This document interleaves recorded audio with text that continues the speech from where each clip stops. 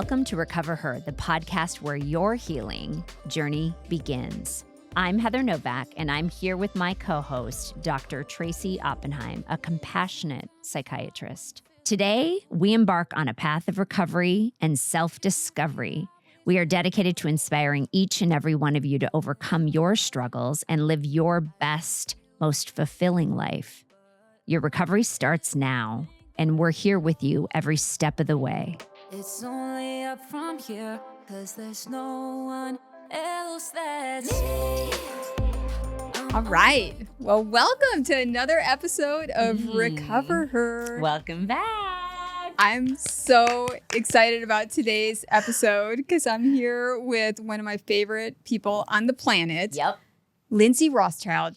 Hang in there as I read this formal introduction. She's going to cringe. I know. I'm going to make her really uncomfortable. But No. it's all true. And beautiful. And you deserve the accolades. Indeed. Lindsay is a licensed clinical social worker and a certified clinical trauma professional with over a decade of experience in behavioral health.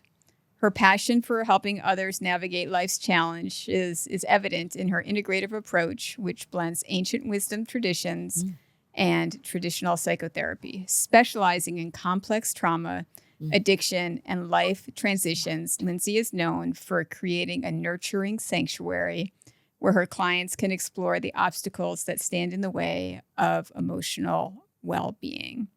With a background in holistic nutrition, certification in the trauma-conscious yoga method, and training in ketamine-assisted psychotherapy, EMDR, and many other modalities, Lindsay has a wealth of knowledge to share. And with that being said, Linz, I have to say, I really want to highlight this, that I know you have a huge brain, but I think your heart is what is at the root of helping people heal. I've witnessed it, and I've worked with lots of different clinicians, and literally, I think you're one of the most talented humans in this realm right now. And I think the way that I was really thinking about this, Heather. I think the way that you create safety for the people that you work with, not only the clients that you work with, but also, any team members. I know you're the clinical director of 7 Arrows, where we get to work together at a residential treatment center in Elfrida. We'll get into that. But all of those same things that you use to help people heal, you just bring into your day-to-day life. And I don't know if I know another person that does it in that same way. I'm fucking serious. And I think it's one of the reasons, within our friendship, I don't think I've ever felt as safe in a friendship as I do with you. That makes me want to cry. We just ended there. That was the nicest things anyone's ever said to me in my life. It's really true. I mean, if is I true. died tomorrow and that's what was left behind from me, I feel like I did everything I was supposed to do here. Thank you for saying that. No. You're going to make me cry already. Yeah. Oh, I was actually, you stole my thunder because I was going to do a little thing for you. But on the way over here, I was thinking about the night we met. I think it was at a potluck. And I just want to say this before we start.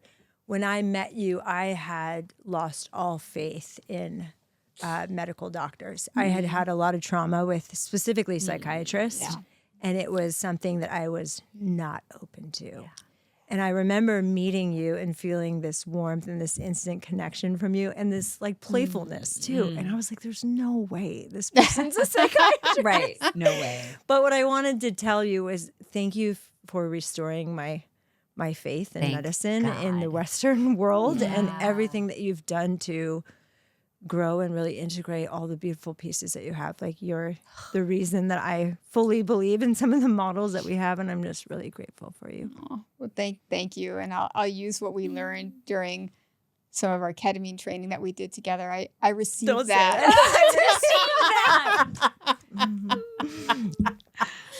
But just sitting here with you too, I mean, that does make me really, really emotional because I love you both so much. And just getting to witness you two, though, and being in the same space as you two, there's so much love and, like you said, playful energy, So much sass. I love it all. I love it all.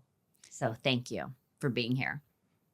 So can we share a little bit of your magic with the recoverHER crew? In that I would love, we can go wherever you want to go, but I would love to start with pre-healing Lindsay. Like I want people, it's so important for people to hear your story.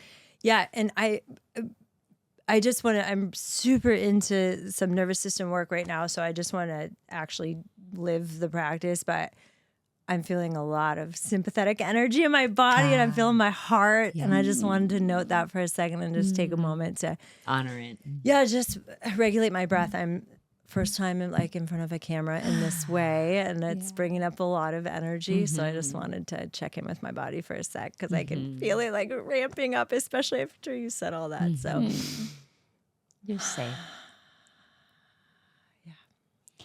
Yeah. And do you think I'm gonna take my shoes off and get comfortable? Yeah, for real. ground. I'm gonna do the thing. I love the outfit. And the shoes. Oh, Come on. damn. These missed are good. the boots. Okay. Hey, Get Get comfy back there. And Linz, before you launch in, I'm glad you. And this is what I'm talking about. This is just how she is, right? Like you live the work and you take care of yourself in such a beautiful way. I'm curious. So obviously the cameras, like sympathetic activation, I get that, but was part of the activation related to receiving, like your goodness? Yeah. Oh yeah.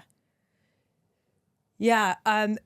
And it's probably the thing, the piece you said is the thing that's probably easiest for me to receive. If you said that I was really articulate or very intellectual, I'd be like, no. But the heart piece is something I feel like's consistently shown up in my life. And I've come to believe that that was what I was meant to do here, was the heart. And so in other areas where I'm not as gifted, if I receive a compliment in that area, it's harder because I'm like, oh, you don't know the truth. But the heart one, I feel like that one's a little easier. But it's still hard to hear your own bio. I think that makes everyone cringe. Yeah, I hear you. For sure. So I wish I would have known you in all of your stages, but you don't. Well, it's the whole imposter syndrome too, because you are all of those things, even if you don't feel like you can receive that. You are heart, you are intellectual, you are beautiful. I mean, the list could go. You are all those things, Lindsay. I appreciate that. Yeah, you simply just are. It's what it exudes. I see it in you. Feel it. Yeah, I feel it. Yeah. More importantly, I feel it. Thank you. When you walk in a room, the energy, it's a sway, and it's a real comforting one. So thanks for being here and being you. It's been a journey back to the truth of that offering and opening my heart. And it's been a wild, wild ride. Not a boring one. Definitely never boring. I don't think that's a word anyone would use to describe my story. But I don't know how much you want me to. Do you want me to share a little bit about my? Absolutely. Okay. So I was born in Nashville, moved to Baltimore when I was about 2 or 3. And one thing you'll notice about my story too is there's a lot of memory issues. A lot of I'm a recovery person, 14 years in recovery, and so it was a lot of recreational drugs, a lot of prescribed medication at a young age, and a lot of trauma. So my story is kind of schmeary. Got it. You know, so when I say 2, it could be 4. I don't know. Yeah. But I'll do the best I can with the that. best that I can recollect. Yeah, close enough. Yeah, Who cares? close enough. Details don't matter. But my parents got divorced, and my mom moved to Baltimore when I was pretty young. And she remarried immediately after someone she had already known. And he became kind of the key character in my story. His name was Mike, and I called him Dad. And he was my hero. He was my absolute hero from a very young age. He was, I'll just give you kind of the description, but he had the cigarettes, Marlboro Reds rolled up in the sleeve, the long hair, the Harley, the guitars. He was that guy. Yeah. Oh, cool. My mother was madly in love with him. She always was. He was the great love of her life. And he was an addict. He was a hardcore addict. And I just adored him.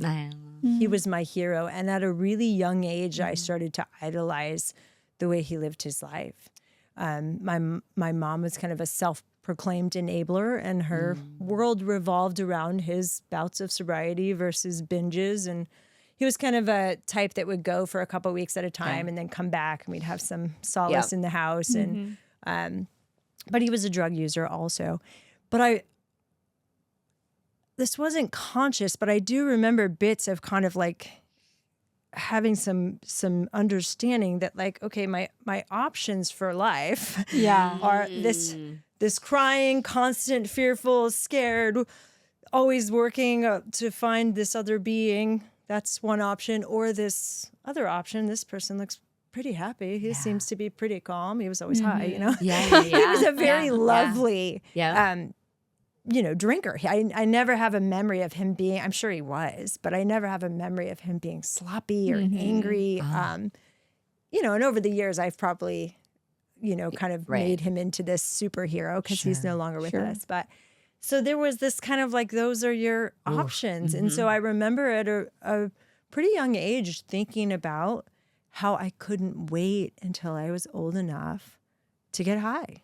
You have that conscious memory. I do. And I actually have some journal entries from when I was younger that I wrote, I can't wait till I can smoke cigarettes. I can't wait till I can do these things. And I think there was an obsession for me about drugs and alcohol early. Very early.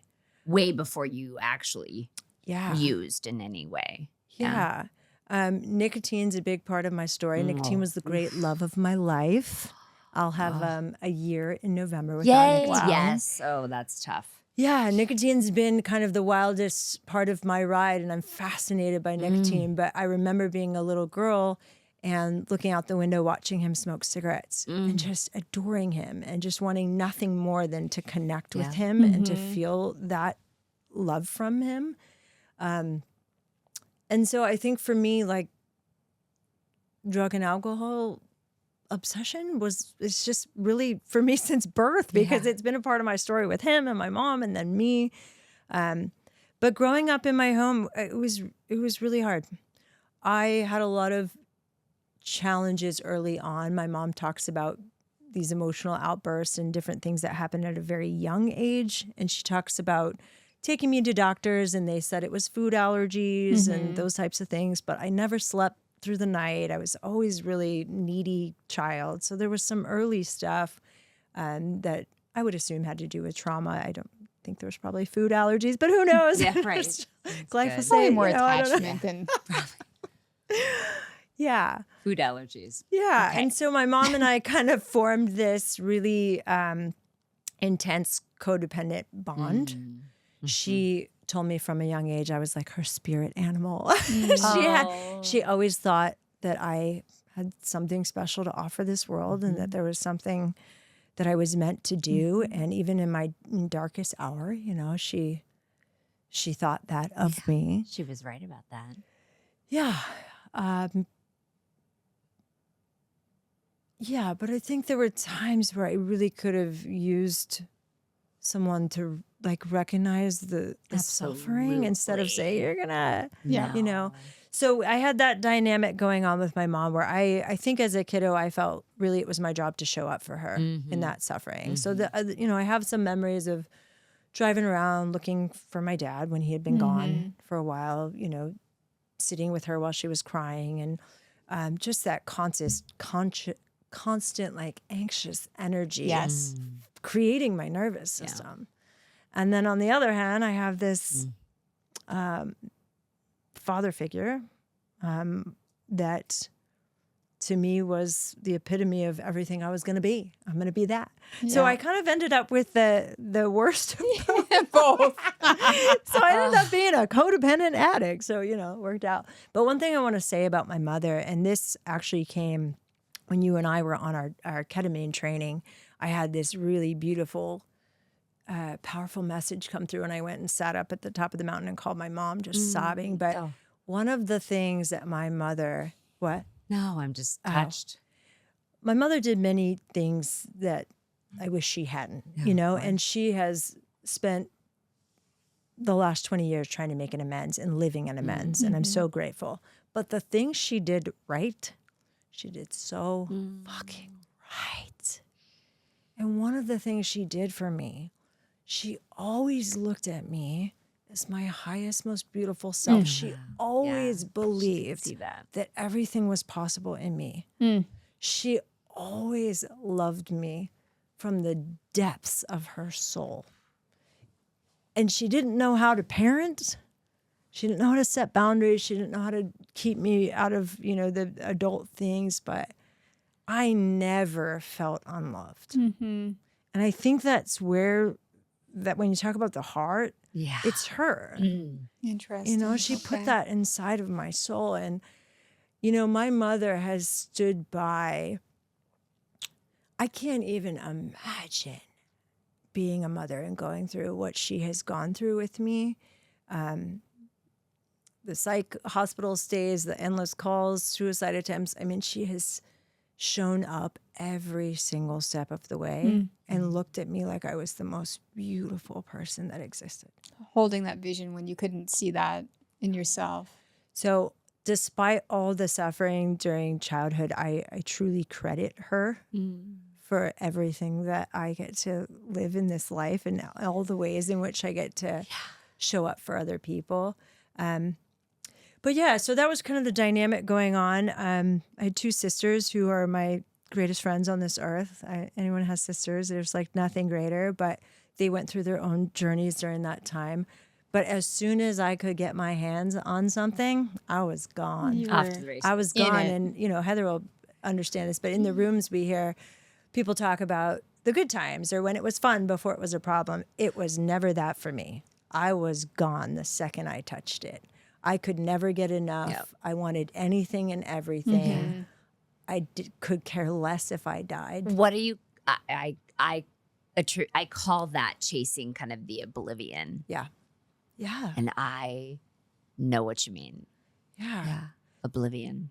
There's a kind of a model emerging. It's been around for a while, but really someone taking the time and energy to put out trainings and things and books on addiction as dissociation.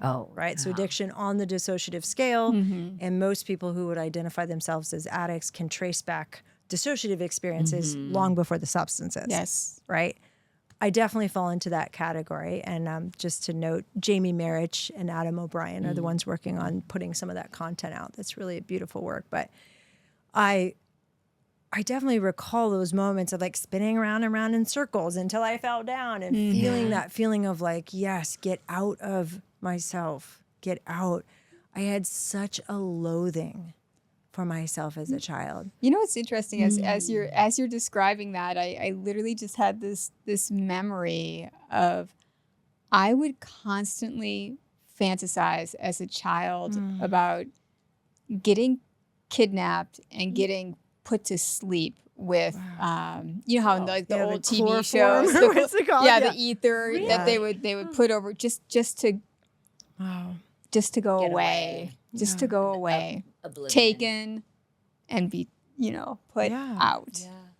It's that adaptive strategy to survive, just the fantasizing of it. So you started going hard in high school or middle school? I was 12 when it started, and it started with nicotine. And I honestly think the first drug, there was a group of us, was actually crack cocaine by accident. Like we thought we were smoking weed. Oh, how'd that go? Someone lit. I don't remember it being very impactful, so I don't know if it was or it wasn't. But it was the fact that I didn't care.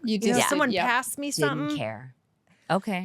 But what really unfolded after that for me, the early years of that, like the teenage years, was LSD, mushrooms, and MDMA, which is why it's so funny where I'm landed now in life.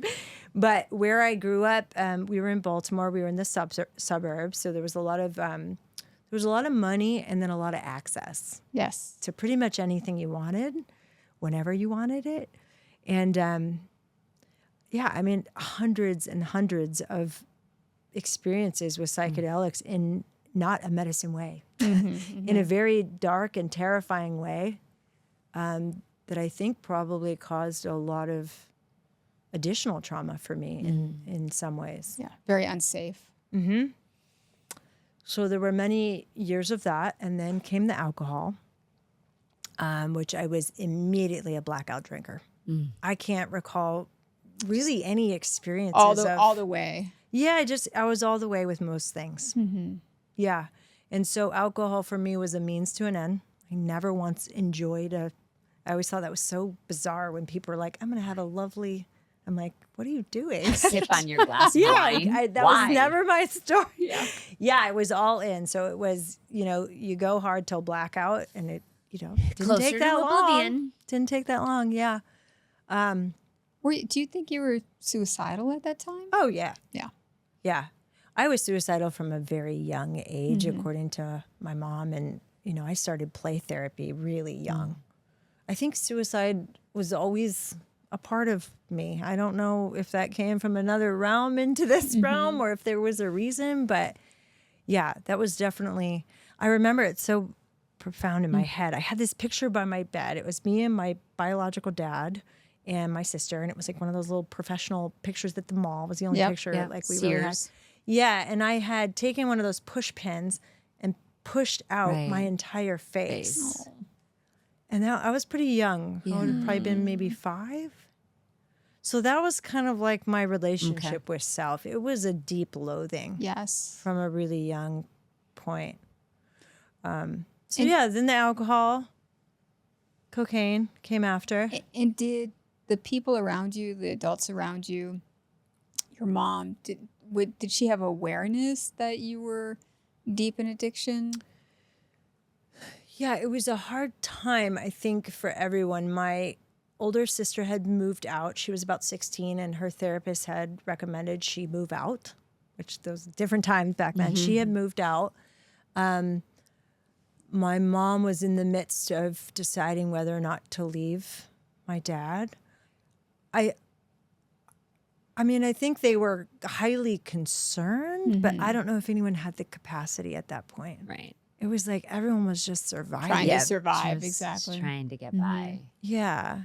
When I was about 16, she had asked him, you have to get sober or I can't keep going for the kids. And he had said, it's too late for me.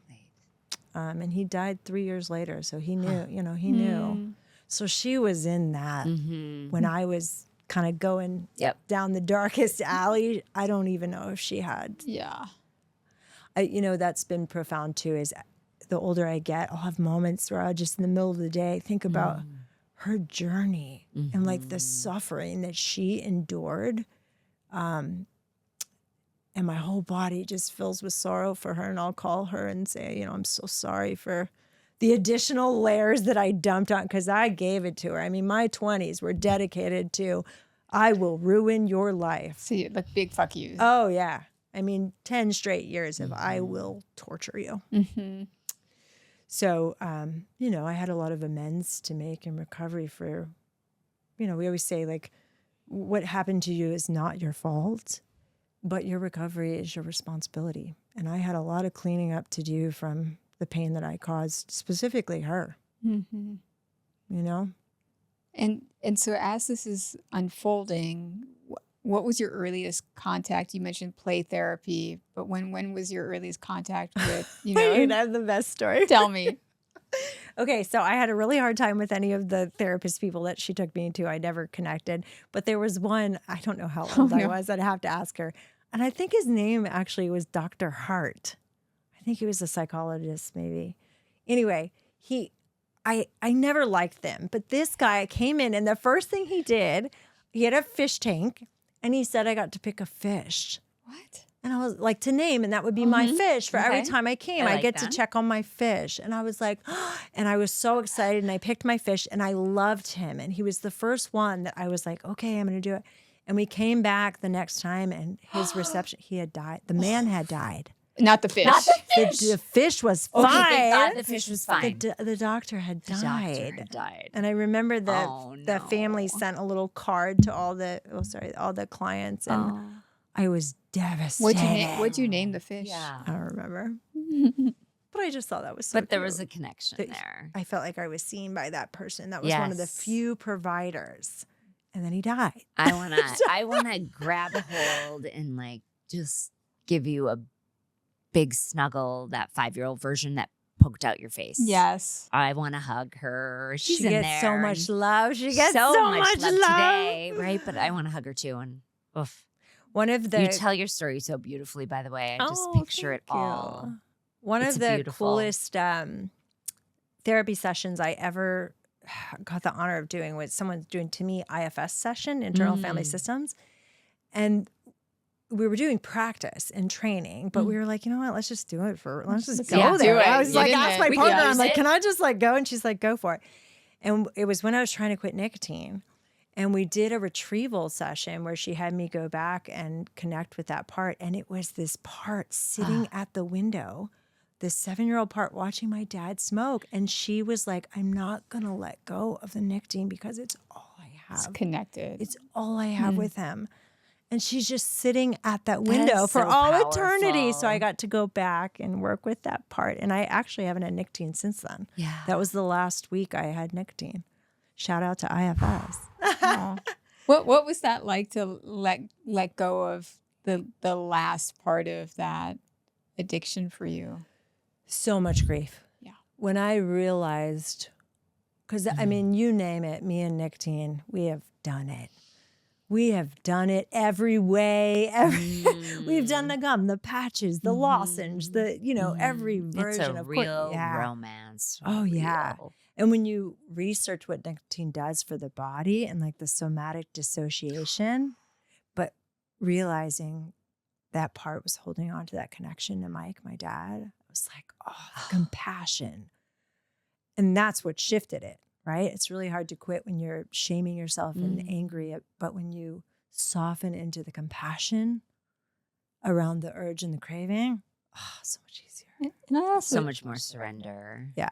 I also just want to point out, like it's so wild because in my training dealing with nicotine addiction, you think about all the stupid shit I've said to people about like how to quit, right? Yeah. Like in terms of, well, you got to change up your routine and Oh my like God. all of this like cognitive behavioral therapy model to it. But when you really understand, it's What she's talking about. It's so deep rooted. Yes.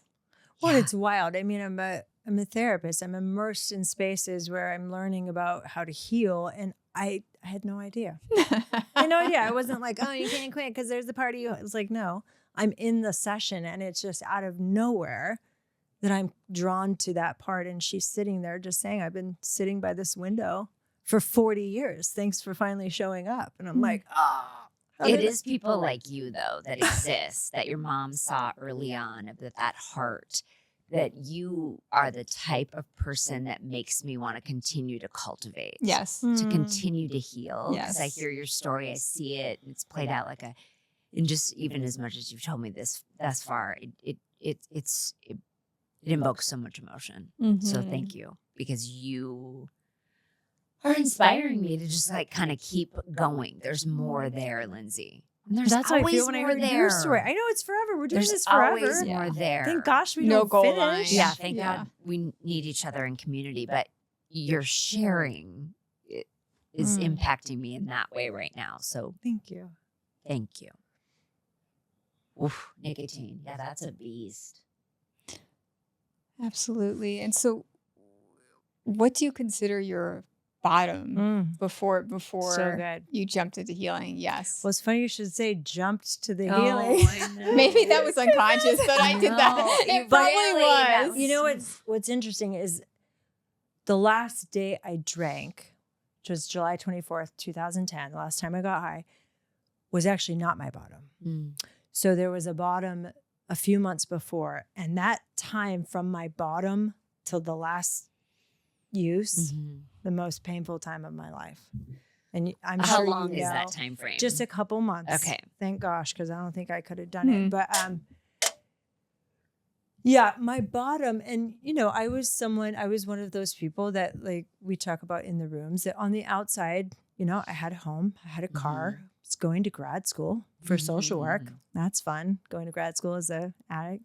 But the spiritual bankruptcy, someone was saying the other day, it was a speaker I was listening to. He said that many of us who've been in the rooms can relate to praying to God to die. Yeah. And when he said that, I thought, oh my God, 1,000 times, 1,000,000 times I prayed, please just let me not wake up. So I think my bottom wasn't, I won't bore you with the details of the gore of it, but it was a moment of trying to end my life that didn't work out. And then the realization that I didn't even have the courage to end my life. So now what? Now what am I going to do? Yeah. So the last drink I had was, I like to say that my higher power pushed me, because I think I was one of those people that needed a needed a push. Yep. So I had kind of a push off a little building, but Literally. yeah, maybe? literally, Okay. yeah.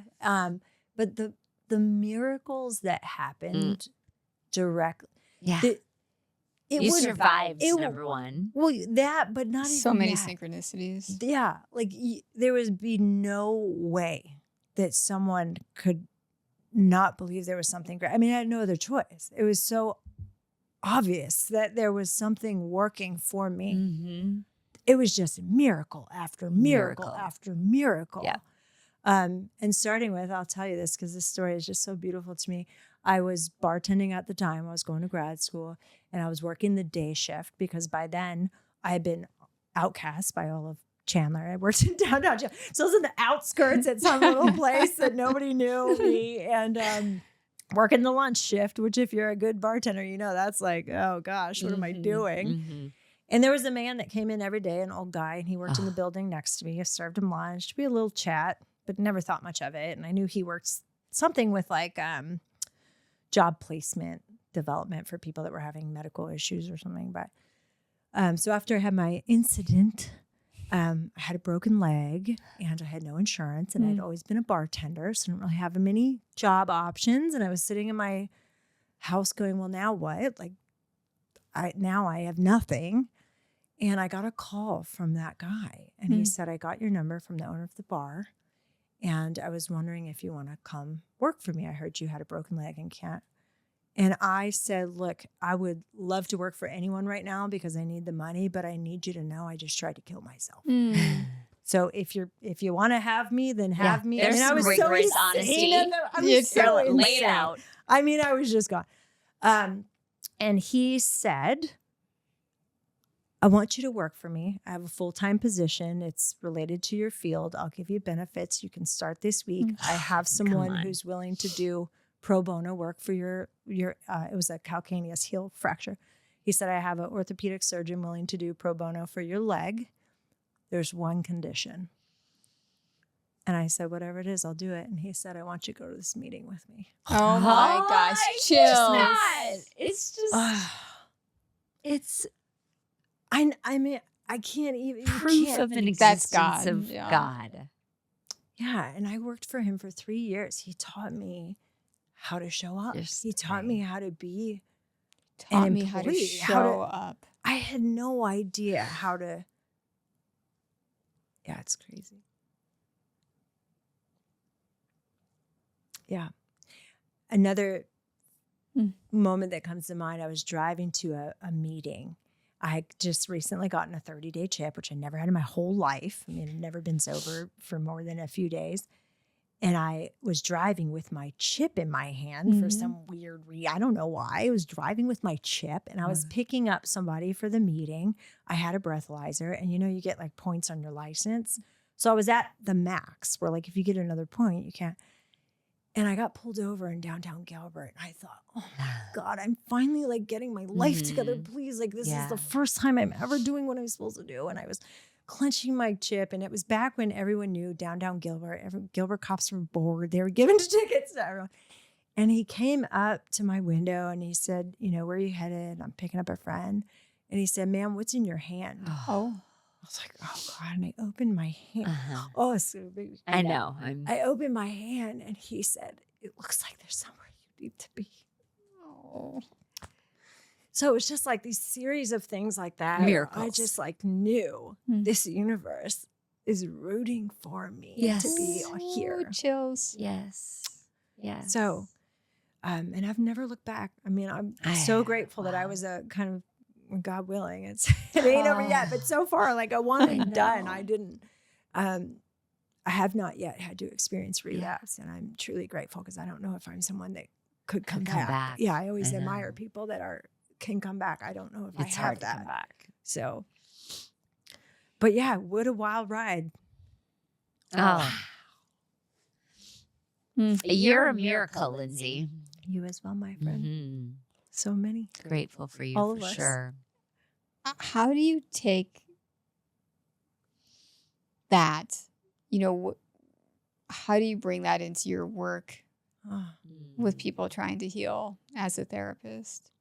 One of my favorite things that when I'm teaching, I teach at the Arizona Trauma Institute. And when I'm teaching, one of the things we talk about is positive expectancy. So instilling hope. Mm-hmm. And we talk about how do you instill hope in the hopeless. And there's some clinical, like motivational interviewing technique. And I always say, look, I can't teach this. What you have to believe to be true in your soul is that every being is capable of transformation. That is the only way to transmit hope. And for me, it's really easy because I see it every single day. I see miracles every single day. The greatest honor of my life is to get to work with people who have the courage to look at the darkness, to do this work. So brave. And I get to see it every single day. So it's so easy to believe that it's possible. Mm-hmm. So I think that's one thing, like instilling hope. But the love, like when I hear, I work in a space where people are coming in early recovery, first week of recovery, and I hear the stories. Crawling in from the wreckage. Exactly, yeah. And the privilege of being able to pour love onto someone in their darkest hour the way people did for me. It's like there's nothing I would rather wake up and do every single day. Like, when people ask me what I do for a living, I always think, well, I witness courage and resilience. Yeah. Who gets to do that? You get to. Quite a beautiful job title you both have. I mean, there's nothing more amazing when you watch someone just in their absolute bottom start climbing, like you said, climbing the depths of despair and knowing that there's some light on the other side of it if you're just willing to dive into that deep, dark, black sludge. And those are my favorite humans. People that have been straight to hell, Yeah, looked around and said, fuck no. Fuck no, I'm getting out. And everyone in my life are those. That's who I surround myself with. Those are my people. And one thing, and I don't know if I can articulate this well, but one thing when I think about you and some of the synchronicities that you continue to experience in your life, I think that you do this better than anyone I know. And really, I try to complain. No, I'm going to tell you. No.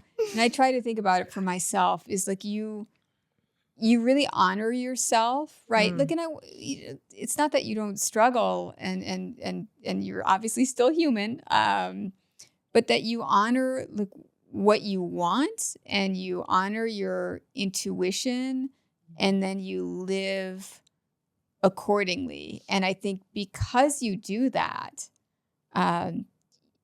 just these things continue to open up for you in life. I mean, the example I come to mind, we were so excited after our ketamine assisted, training, and we're really both very passionate about psychedelics and, how they serve to heal people. And we definitely want to be part of that healing. And so you and I were talking about how do we want to partner, bring our hearts together, our talents together, and create these opportunities. And we were kicking around these different things. And then you just got this calling, this knowing that you wanted to be living in an environment that was healthy for your nervous system. Mm-hmm. So you moved from, the Phoenix area, right, to somewhere, Middle of nowhere. Oh, and it's a beautiful middle of nowhere. We've Yeah. been. But Oh. what Lynn said, initially there was a little fear of Right. if I take this opportunity, is this somehow going to prevent me from having opportunities for us to work together That was a big fear. or to do the healing that we want to do. And I cannot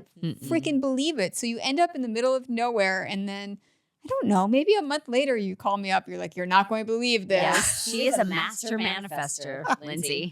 And you really do create a beautiful reality for yourself, Yep. is what you're saying. Mhm. And you had this opportunity to not just work at Seven Arrows Residential Treatment Center, but really to lead it in creating it programmatically in a model that you felt safe with, that was trauma informed, that was so different than the reasons why you were distrustful of many psychiatrists. So what magic have you tried to bring there? Well, let's just say I've always believed in that. I've always believed in that you can create anything that you want. I've always believed that everything was possible. I think that comes from my mom. I was just usually too high to do it. But one thing I want to say about that, because you and I met as I'm moving into a healthier space, but that thing you're talking about, that's new. That started about then. Yeah.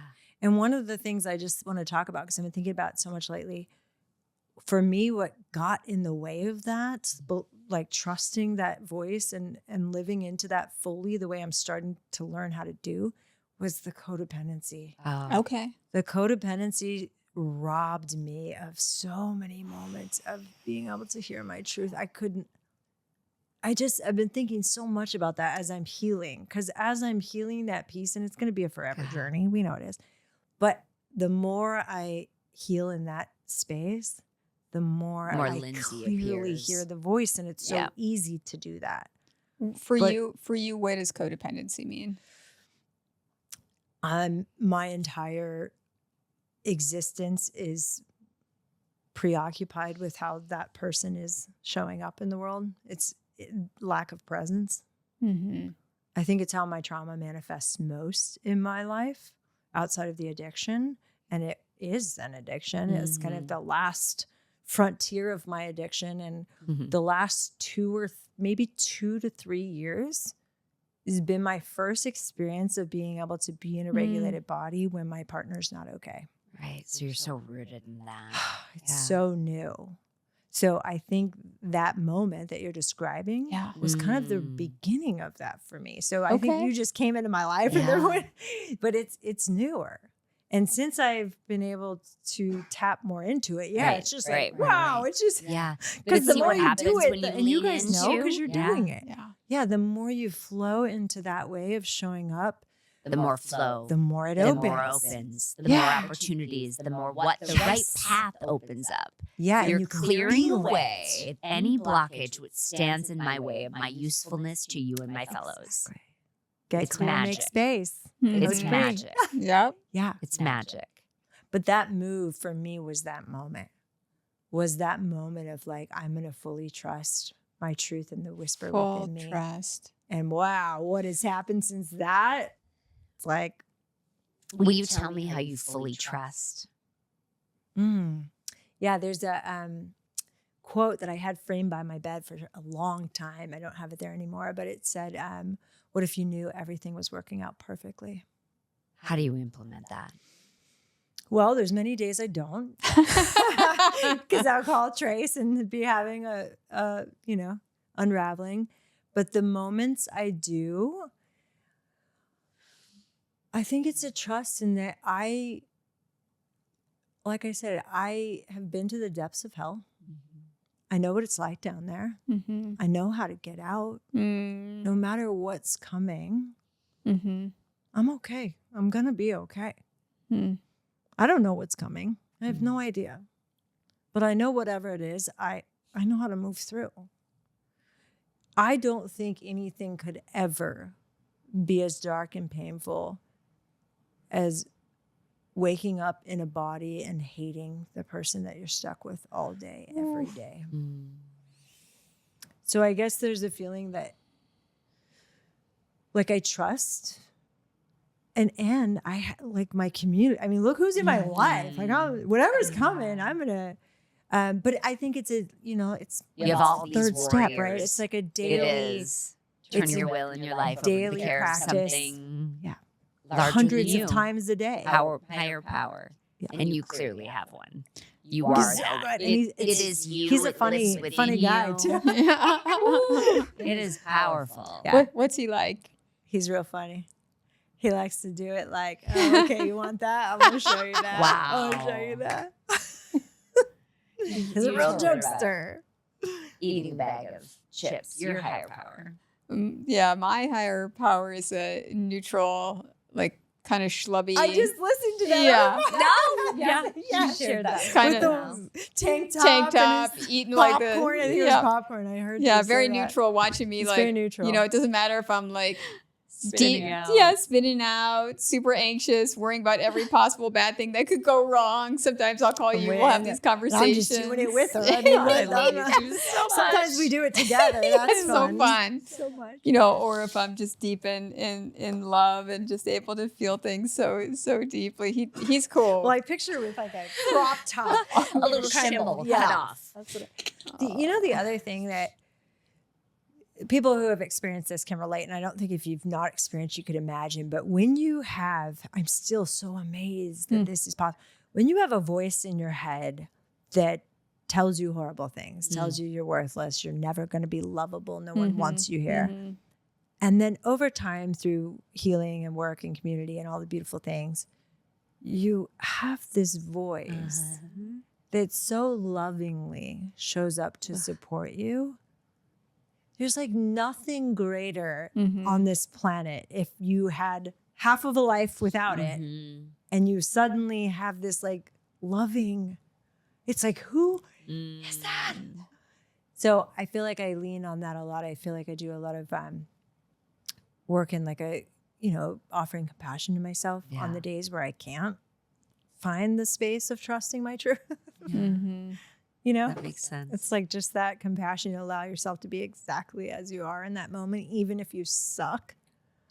Kev always gets upset when I say it in our house. Sometimes he'll ask about something else. I say, well, I did my best. And he's like, no, that wasn't your best. I'm like, well, it wasn't that. Wasn't moment. that It wasn't exactly, that right? moment. It may have sucked, but that Which is was true. Yeah, that was my Which is best true. in that moment. I think, what I still navigate is I may have like an inner knowing, like, or an intuition, or like,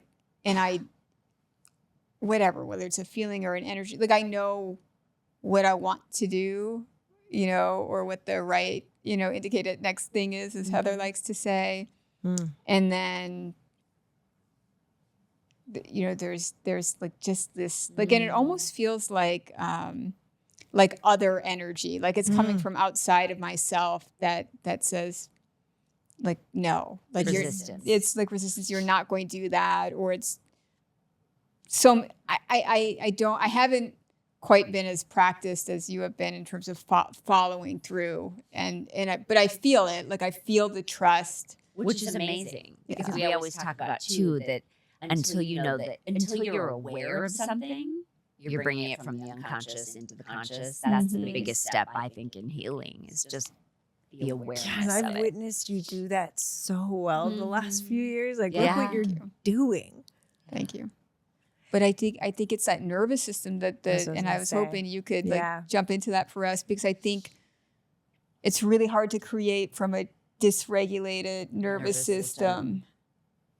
But sometimes you don't even know you're dysregulated. So yeah, that, and what are some of your favorite modalities in implementing some of the healing techniques now that you have found some success in? Yeah, and I'm glad you said that, because I was just thinking that one of the greatest aspects of healing for me has been learning the science. It's like I was saying to a client the other day, I said, cool. I hate to tell you, but nothing about you is really about you. It's just like the science of your nervous system, right? Like we joke, like my whole personality is just trauma response. Yeah. So true. Oh my God. So I think learning about my nervous system has been the key to everything for me. It's Yeah. unlocked everything because everything Say that's- more. Yeah, everything that's possible is only possible in a regulated space for me. Mm. So, it started with yoga Mm. first because I had no ability to connect with my body. I couldn't even feel my body. I was like a Right. floating head Yeah. when I got Totally sober. get that. Yes. So yoga was kind of the first experience for me of a mind-body soul connection. Mhm. But it's since shifted into more, I'm like super obsessed with polyvagal work and Mm. understanding my nervous system from that lens. So for me, learning and mapping my own nervous system and truly becoming nuanced in my ability to notice even the smallest shift.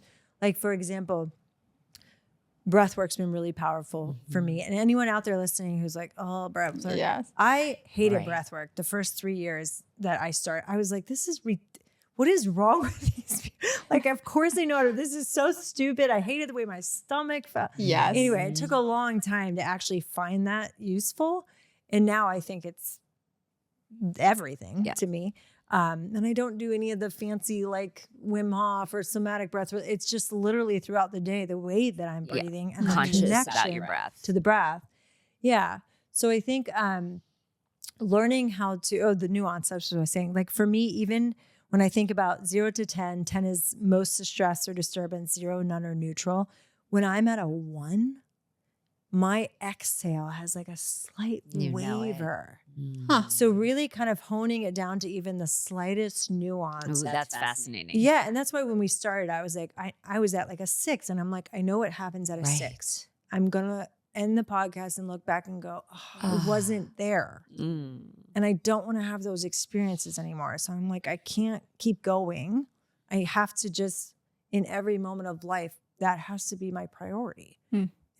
So does that kind of, in fairness, does that kind of create a pause to allow you to be as present for Lindsay to show up in the here and now, like the real authentic version Yes, of you? because my one prayer on the way here was, I don't care what I say, but please just let me be embodied. Like, please just Beautiful. actually let me be here. Yeah, that's a powerful prayer. And then whatever I say, who cares? But as long as I was here and I get to actually be here remember now. things. Finish talking and be like, I blacked out. What happened? So really honing the practices of my nervous system and mapping my nervous system. I was doing a coaching session with some colleagues this morning, and we were looking at the dorsal vagal part of our nervous system. So that's the, in a regulated system, that's what allows us to kind of meditate or cuddle or kind of relax. But in a dysregulated system, that's our collapse or disconnection or disembodiment. Y'all know the freeze kind of space. Obviously a little more, nuance in that, but for sake, we'll say freeze. And I was mapping my dorsal, and it came to me that my dorsal state just in itself as a thought is a threat to my body. Growing up, watching my mother go into depressive episodes when my dad was gone and not get out of bed, and the signal that I was not safe, it was like, well, I'm gonna be a doer. I'm gonna be fully. Yeah, I keep see. moving. Yeah. So as I was mapping today, I was like, wow, how fascinating. Just writing it on my map, and we were like coloring and stuff. I'm like, just looking at it, I'm like, ew, I will not be you. Interesting. Okay, Okay. This is valuable stuff, though. So break it down a little bit further. How do you do and that? let me just shout out, because this is all work from obviously Stephen Porges, who developed polyvagal theory, and then Deb Dana, who's a licensed clinician who took the theory and really created these practices for clinicians and coaches to actually implement in a way that makes sense. Okay.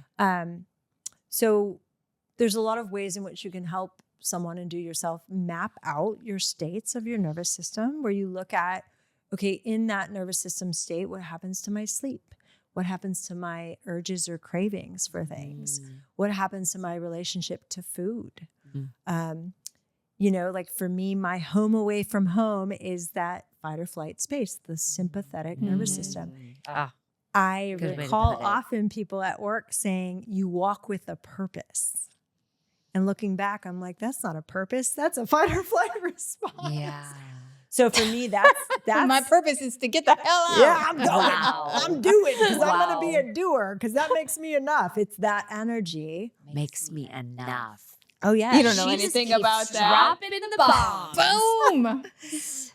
So really, looking at the nuances of those states, and there's blended states too, right? We Yep. can have one hand on dorsal and one hand on that sympathetic, meaning Just to like keep that. us safe. That's what the thought is. Well, that would be our ventral, our ventral state, the top of kind of that autonomic ladder. But when people talk about deer in the headlights, that's a little bit of that shutdown energy, a little bit of that mobilized sympathetic energy. Yeah, it's kind of like brake gas Yeah. at the same Okay. time. Terrible Wow. feeling. And that brings us into what I wanted to do. If you want to do some breaking practice, if we have time. I don't know what time Yeah, it is. absolutely.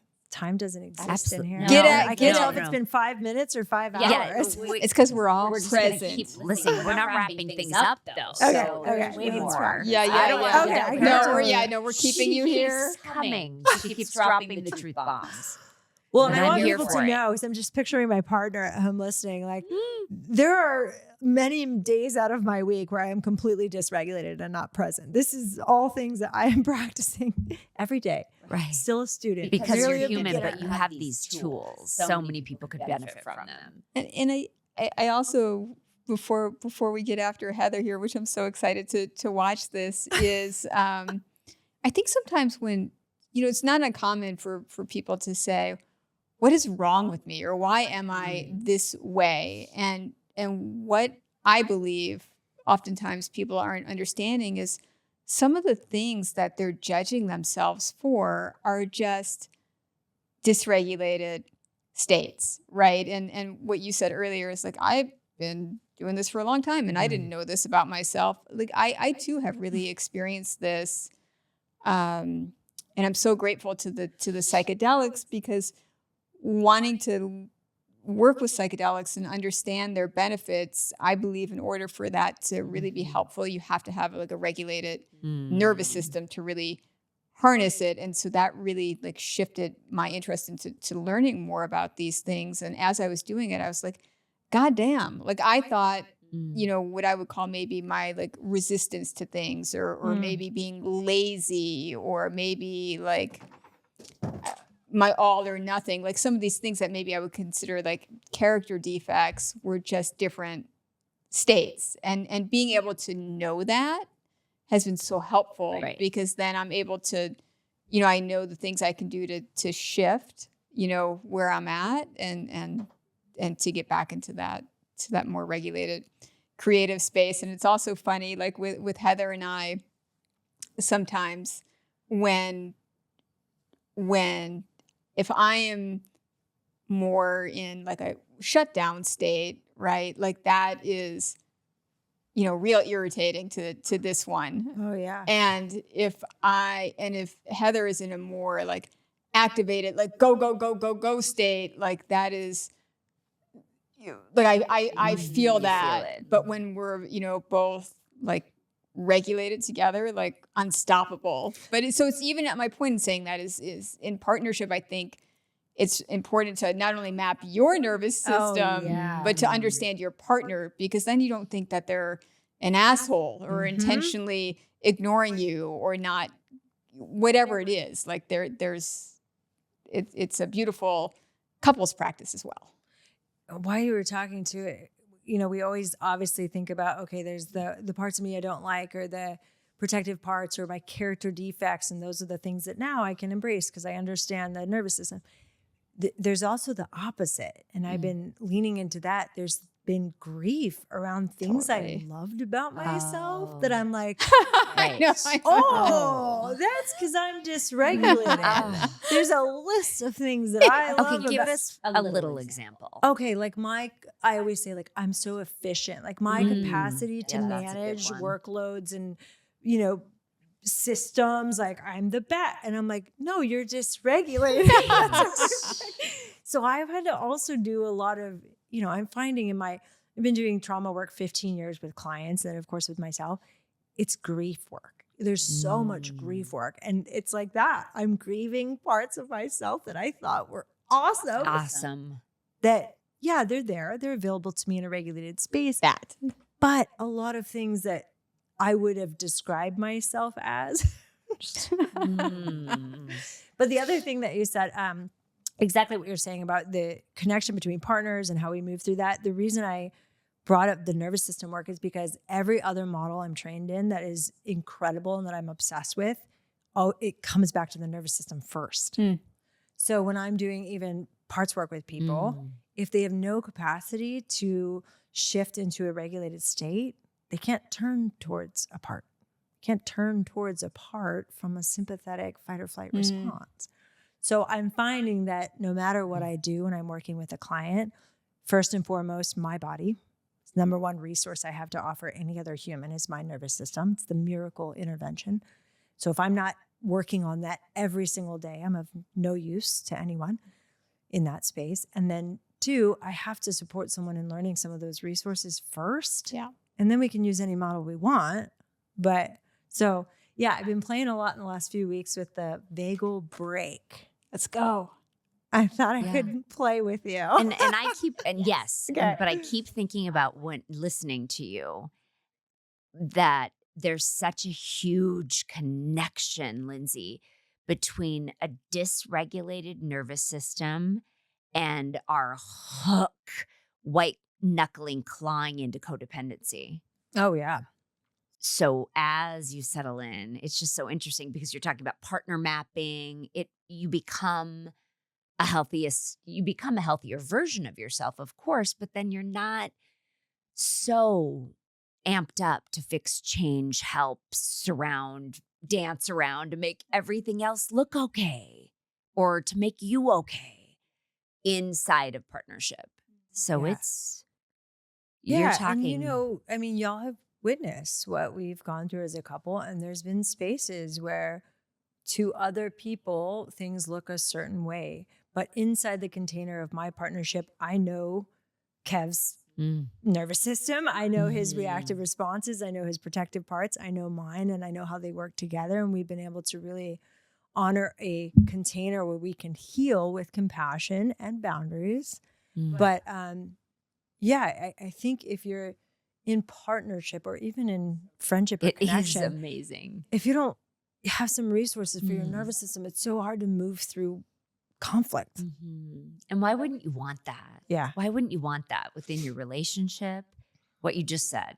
It's brilliant. Well, and I also want to acknowledge that I know it's a privilege to have access to some of the resources that I have. And I know not everyone has that. So I'm glad there's things like this where someone could access. I mean, now there's just so many podcasts where you can get like these little tidbits and resources where you don't have to go pay. I mean, life coaches these days are like $250, whatever. If you're in LA, $400.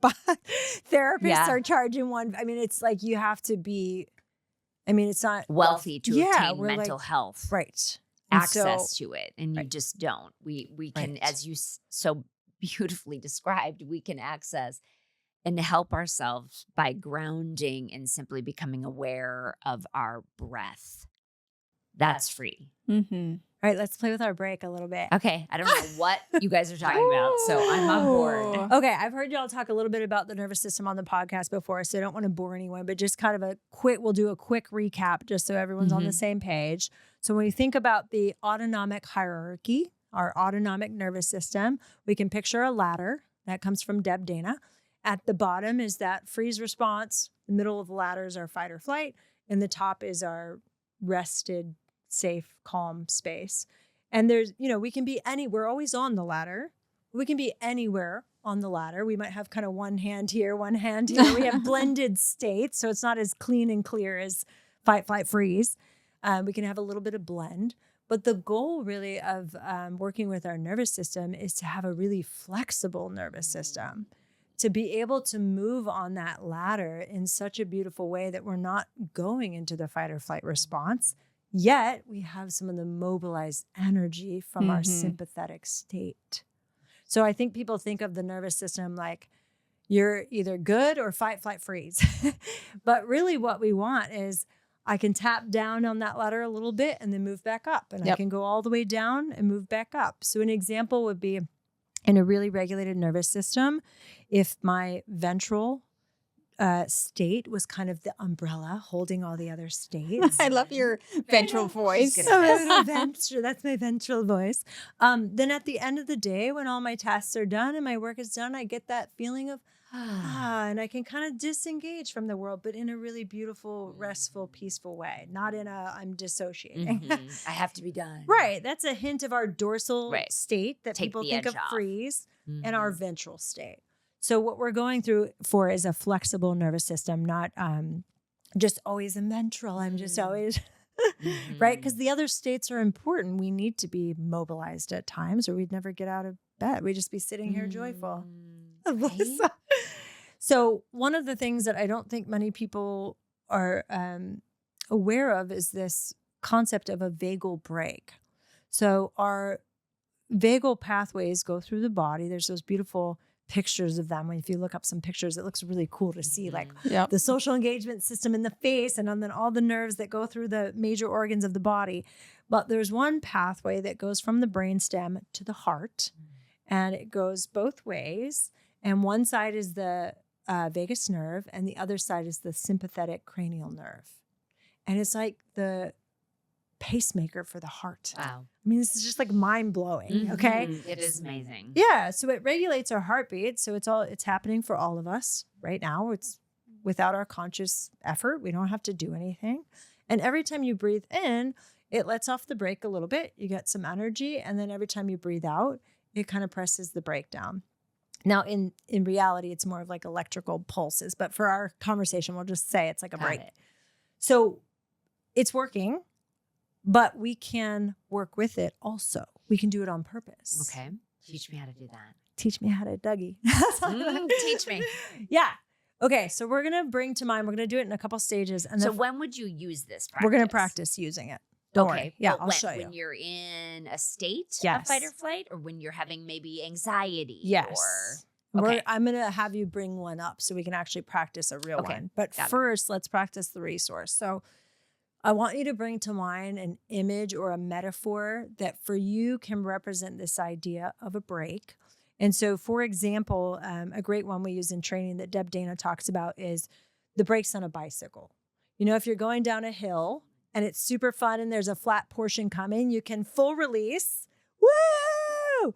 But if you're going down a hill and it's super steep and you can't, you're like, little bit. So when you think of an image, make it something that can do a little bit more, a little bit more, not like an on-off. Okay. So it could be the bicycle brakes. You can use that one. I always think about like a stove when you go camping. You can turn the little flame up. You're good at that. The logs on a dam. I mean, whatever you want it to be, or you can just use the brakes. So tell me when you got something in your mind.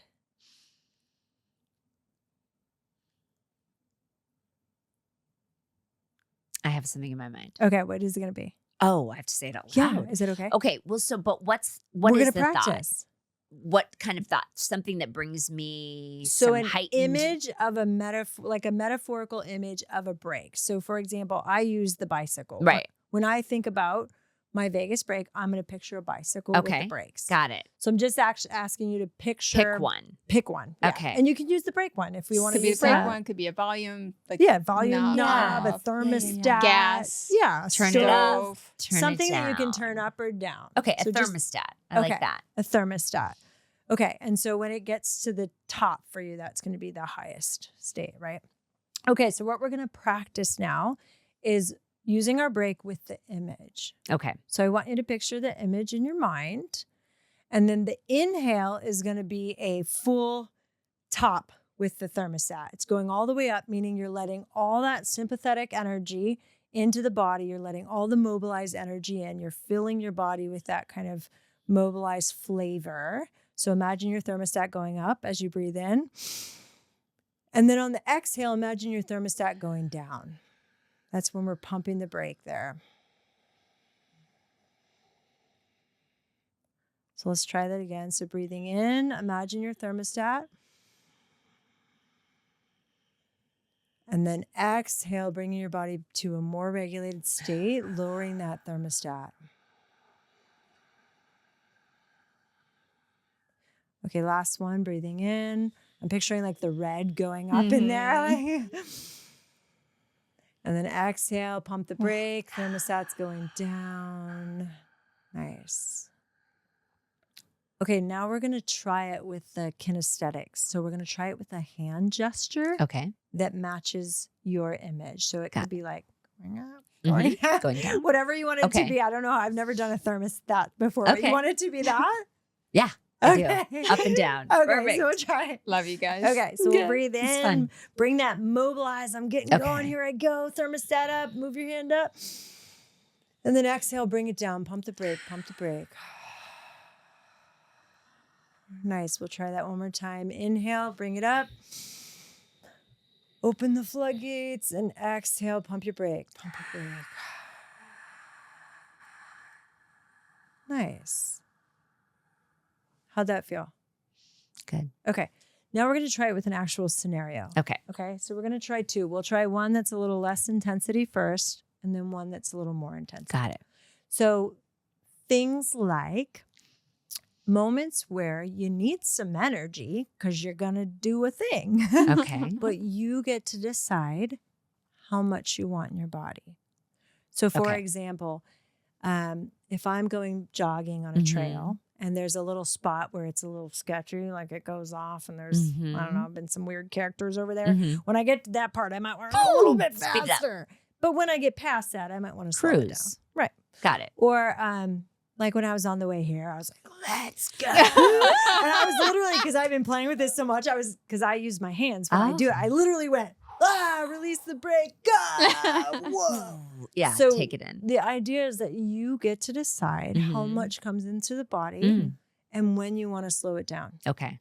So 0 to 10, 10 most distress or disturbance, 0, none or neutral.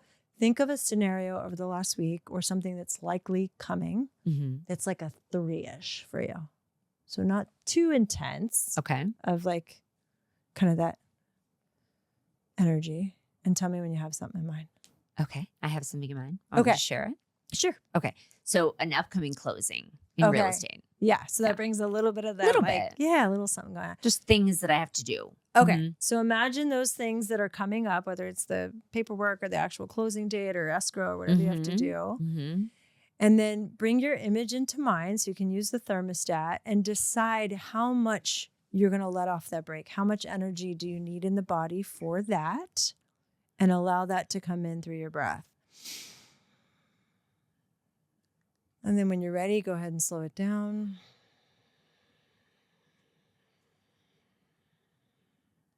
And we'll try one more time. So bringing in whatever energy you want into the body. And then exhale, slow it down.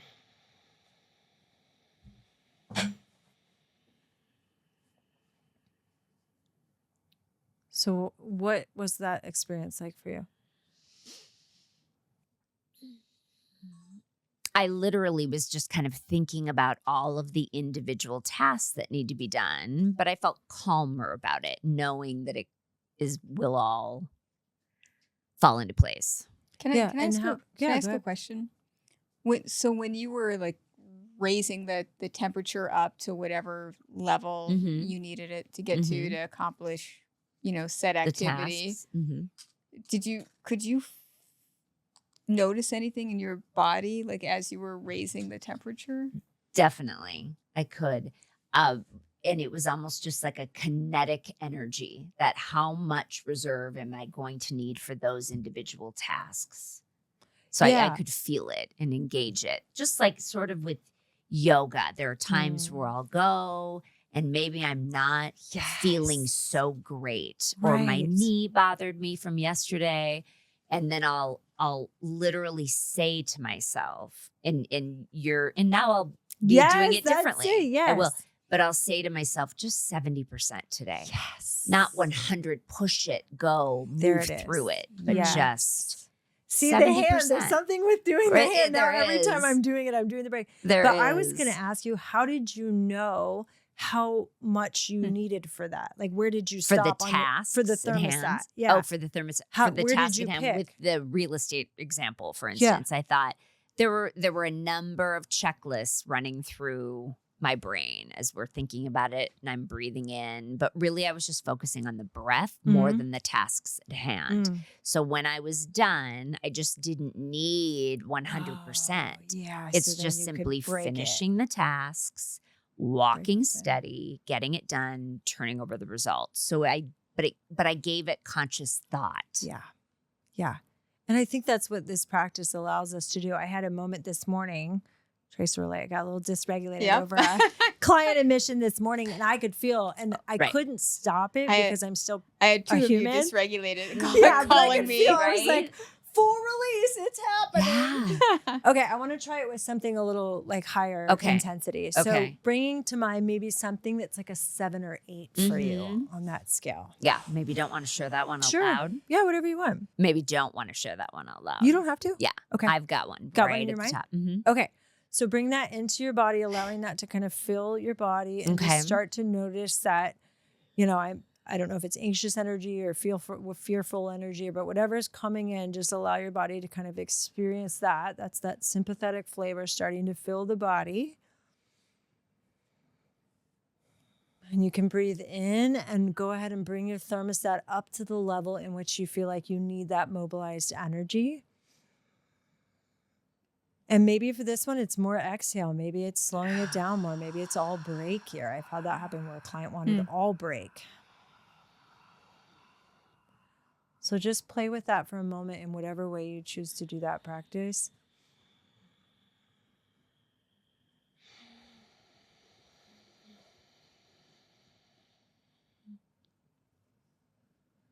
And just let me know when it feels complete for you.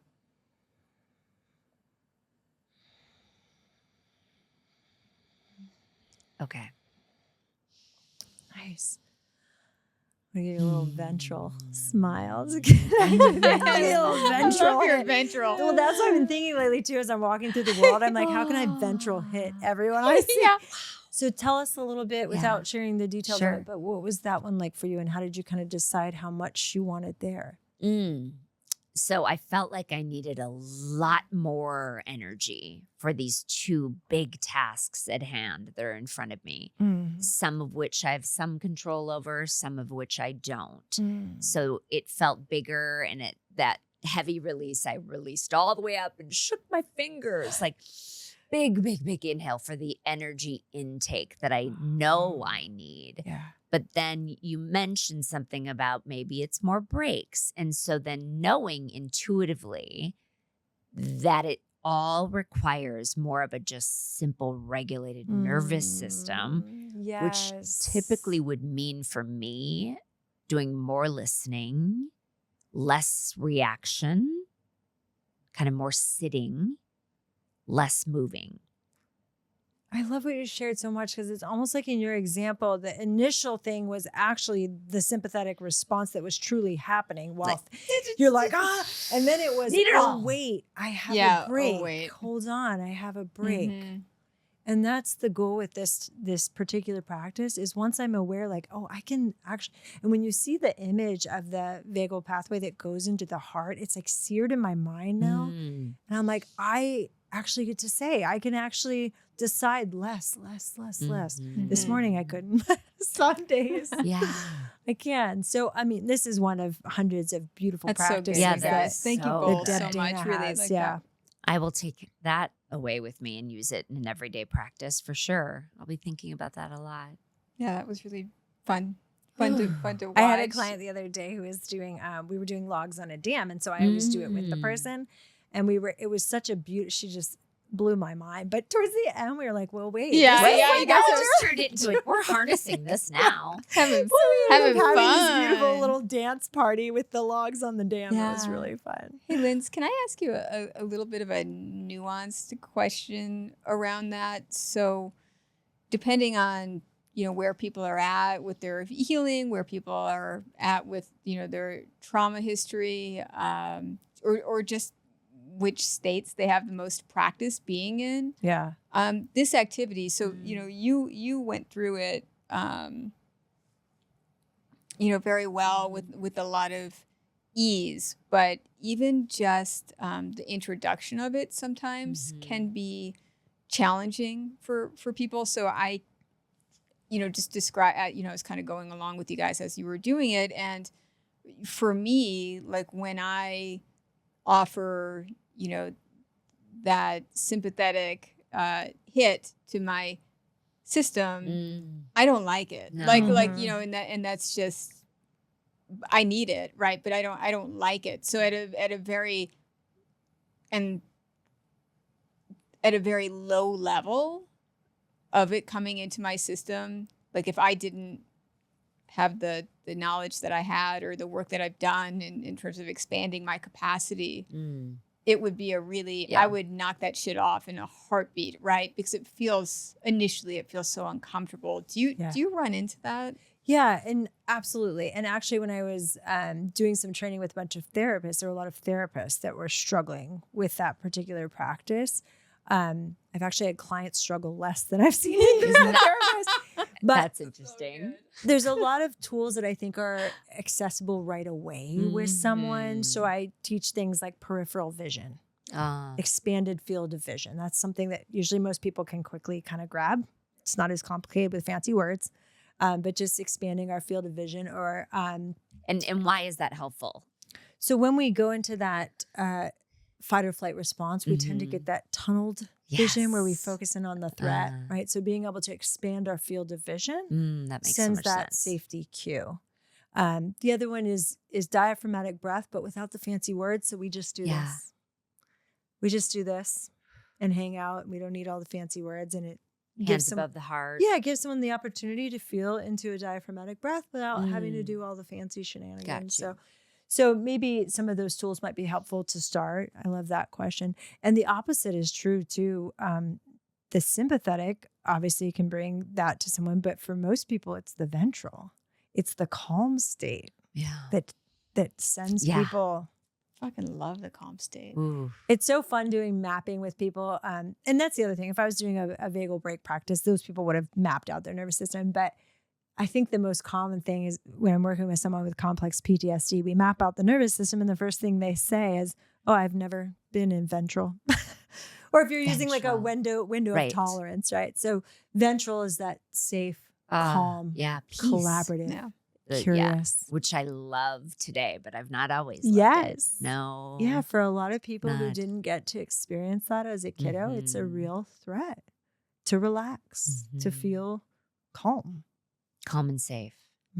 Safe enough, for a lot of people. Safe enough. Yeah, safe enough. Yeah. Think of our ventral as safe enough. I think is a... But these are kind of the tools that I'm on a day-to-day trying to really hone. Because the more I'm able to feel the shift, feel like I have some ability to, create choice in my own life. Because if I don't know how to work with my nervous system, I don't have choice. I'm just reacting. Nothing is intentional in my world. And that creates a really painful experience for me personally. So. And it's a big loss of control too. I mean, we really, as we all know, we can't control other people, places, and things, but what we can control, if we're conscious of it, is our breath and our reactions. And that's about it. Some days. Some days not. Right. Well, we're not, even if you're not aware of it, I react. Right. First and foremost. Yeah. So to have some semblance of control over my nervous system, my breath, my reaction is it's a more peaceful way for me to exist. Yeah, it's we use a model at 7 Areas called Forward Facing Freedom by Dr. Eric Gentry, who's probably one of my greatest heroes alive. Yeah. And he uses the term freedom to talk about the space in which I can actually pause between stimulus and response and choose who it is I want to be on this earth. Exactly. That's freedom. That's it. Yeah. That's freedom. Right. So what 100%. a gift. Wow. Some good stuff. I love you. I love you guys so much. I'm so grateful that you're here. Those gifts, not here in this room too, but here on the earth, that you're still here, that you were born, that you witnessed everything that you witnessed to bring you right where you are today, because my God, you just share and it heals. Oh, Whew. You're powerful. same to you, my friend. sitting across two of the most powerful people I've known. Yeah, I'm grateful for you. And I think to jump on the Love Fest, what you said about the Love offering Fest. like ventral hits as you go through the world, I really resonate with that, and I think it's really, and Heather and I play with this all the time, and that is really beautiful to see what happens when people, like when we're just hanging out with people, even people we don't know, that we don't have friendship with, but just anyone we're interacting with on a day-to-day basis. You just offer that little gift to them, and it's really wild. They don't even know what's happening, but you can see like a shift in their demeanor, in their body posture, their facial expression. It's Well, I imagine a generous. world in which everyone got to experience someone looking at them like they were the most lovable, beautiful human on the planet in their darkest time. Yeah. And what would that place be? Because when you've experienced someone doing that to you, and I know you both have, and I have too, and then being able to offer that to another being, it's like, that's what we're meant to do here. I have a little secret I'll share with you. I like secrets. I've been calling it this for years. I do the Care Bear stare when I'm working with a client. The Care Bear stare. When I'm doing EMDR and someone's processing a really painful childhood memory, I picture the Care Bears. Do you remember this? Oh, yeah. Yeah. I know the All, Care for any Bears. of the younger listeners, the Care Bears would all line up in a line with their Every little, one of them. and they would push their tummies out in a stream of light. And when they were all together, they would make a rainbow, and evil could not defeat them. Yeah. And so I imagine that power within me coming through source. And when someone's in that moment, I just say in my head, I love you so much. I love you. so much. Yeah. I love you Yep. so much. And I just try to beam it. And I work virtual mostly for private practice. So I'm just over there beaming it through, and they're doing EMDR and they open their eyes. Yeah, and energy they're transfers met. that way. Yes, of they're course. met with the Care Bear stare. So, People are so lucky to get to work with you. oh, thank you. I've been very lucky to have the most incredible healers show up in my space to offer me. Keep healing. Keep peeling it Oh, I away. got so much more work to do. I know there always is, but keep going. Yeah, you're motivating me to keep going for sure. It's always more there. It's getting more real- layers real of the good now. onions. It's getting Yeah, real good. It's getting I know. real Yeah, good. it's so good. Exactly. It's We're like, coming. ooh, I what's going to happen next? So good. I want to keep coming back so I know what's going to Keep happen. It's a good Yeah. episode for sure. Well, thank you so much, Linz. I can't wait to hug you when this microphone's like out of our way. And Yes. And if I could just give a real Yes. quick shout out, I just want to say, Trace and I get to work at 7 Arrows Recovery in Elfrida. It is run by the most incredible group of humans who are full heart. They gave me a Care Bear for my birthday this year. Aw. Everybody's on board, and we get to consult with Dr. Eric Gentry, and we're trying to offer trauma addiction treatment in a way that's never been done. We just changed our mission statement, and Laura and I, the CEO, were working on it, and we were like, okay, we've been working on it for hours, days, hours. And we finally just said, okay, she goes, well, just what is it that we do? And I go, we fucking love them. Yeah. That's what we're doing. Yeah, we We fucking love fucking them. love them, and I'm not afraid to say it as a Yeah. therapist. And so No. we rewrote the mission statement from that place. But Ah. it's a beautiful healing center in Elfrida. We do 30, 60, 90-day treatment for trauma addiction. And we have indigenous ceremony that we offer on sacred land and evidence-based clinical practice. And we happen to have the number one psychiatrist in all of the land. And all of Got the so land. lucky. So I just wanted to put that out there because that project has been the culmination of everything that I've gotten to do in my career has been, Yeah. that's been my playground to put it all into practice. Thanks Look to at how all far those you've people. come from that Beautiful story. group of humans out there in the middle of nowhere doing the work. And we'll link it. We'll link it to Yeah. the podcast episode. And then I definitely want to have you back because I Mm-hmm. think we both have a really interesting perspective on the role of, psychedelic healing, Yeah. Psychedelics. how to yeah. integrate it Do that into another day. addiction. Yeah. And I'm so excited. I think that this type of work and this type of healing is such a paradigm shift, and it's just shifting, right? Like, and so I It's think an exciting time for you too. The greatest time to be for alive. for all For all all of of us. us. Yeah, Yeah. it's really awesome. So thank you guys. Thank you for everything that the two of you do. It's been such an honor. I drive in my car and I'm like, I just get to hang out with my friends, and you're on my stereo or speaker all the time, and I feel so blessed just to watch you create in this space and to grow in this space, and it's just been really Well, we have a lot of Really amazing cool. people on that teach us an awful lot. I know I learned a lot here today, so thank you. Thanks, guys. Me.